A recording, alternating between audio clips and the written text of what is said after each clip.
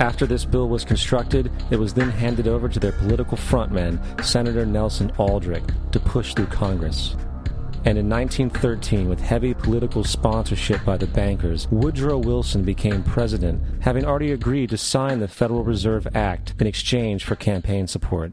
And 2 days before Christmas, when most of Congress was at home with their families, the Federal Reserve Act was voted in, and Wilson in turn made it law. Later, Woodrow Wilson wrote, in regret,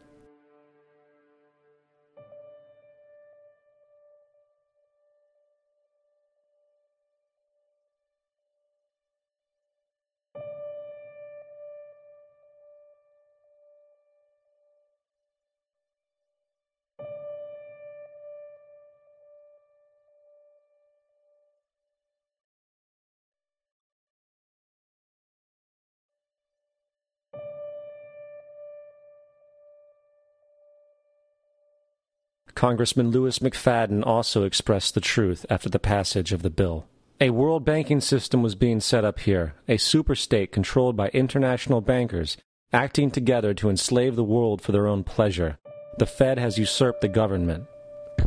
Now, the public was told that the Federal Reserve System was an economic stabilizer, and inflation and economic crises were a thing of the past.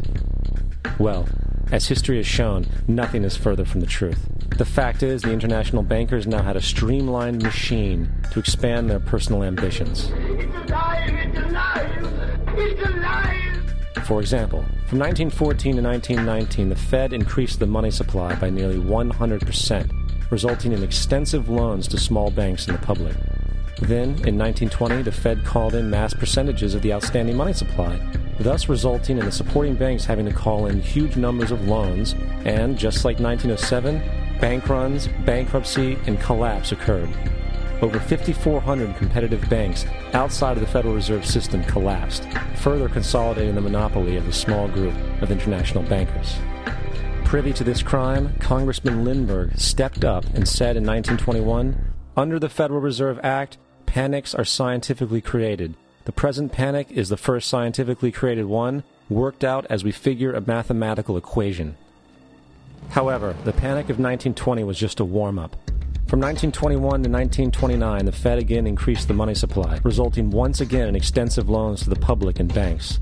There was also a fairly new type of loan called a margin loan in the stock market. Very simply, the margin loan allowed an investor to put down only 10% of a stock's price, with the other 90% being loaned through the broker. In other words, a person could own $1,000 worth of stock with only $100 down. This method was very popular in the roaring 1920s, as everyone seemed to be making money in the market. However, there was a catch to this loan. It could be called in at any time and had to be paid within 24 hours. This is termed a margin call, and the typical result of a margin call is the selling of the stock purchased with the loan. So, a few months before October in 1929, J.D. Rockefeller, Bernard Baruch, and other insiders quietly exited the market, and on October 24, 1929, the New York financiers who furnished the margin loans started calling them in masse. This sparked an instantaneous, massive sell-off in the market, for everyone had to cover the margin loans. It then triggered mass bank runs for the same reason, in turn collapsing over 16,000 banks, enabling the conspiring international bankers to not only buy up rival banks at a discount, but to also buy up whole corporations at pennies on the dollar. It was the greatest robbery in American history. But that didn't stop there. Rather than expanding the money supply in order to recover from this economic collapse, the Fed actually contracted it, fueling one of the largest depressions in history. Once again outraged, Congressman Louis McFadden, a longtime opponent of the banking cartels, began bringing impeachment proceedings against the Federal Reserve Board, saying of the crash and depression, "It was a carefully contrived occurrence. International bankers sought to bring about a condition of despair so that they might emerge the rulers of us all." Not surprisingly, and after 2 previous assassination attempts, McFadden was poisoned at a banquet before he could push for the impeachment.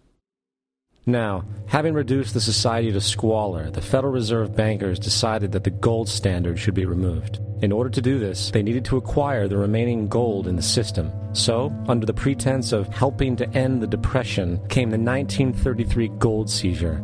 Under the threat of imprisonment for 10 years, everyone in America was required to turn in all gold bullion to the Treasury, essentially robbing the public of what little wealth they had left.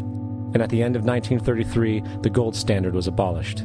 If you look at a dollar bill from before 1933, it says it is redeemable in gold. You look at a dollar bill today, it says it is legal tender, which means it is backed by absolutely nothing. It is worthless paper. The only thing that gives our money value is how much of it is in circulation.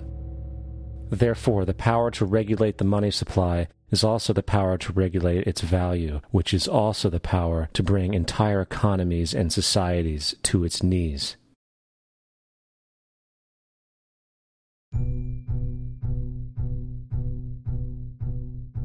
It's important to clearly understand the Federal Reserve is a private corporation. It is about as Federal Express. It makes its own policies and is under virtually no regulation by the U.S. government. It is a private bank that loans all the currency at interest to the government, completely consistent with the fraudulent central banking model that the country sought to escape from when it declared independence in the American Revolutionary War.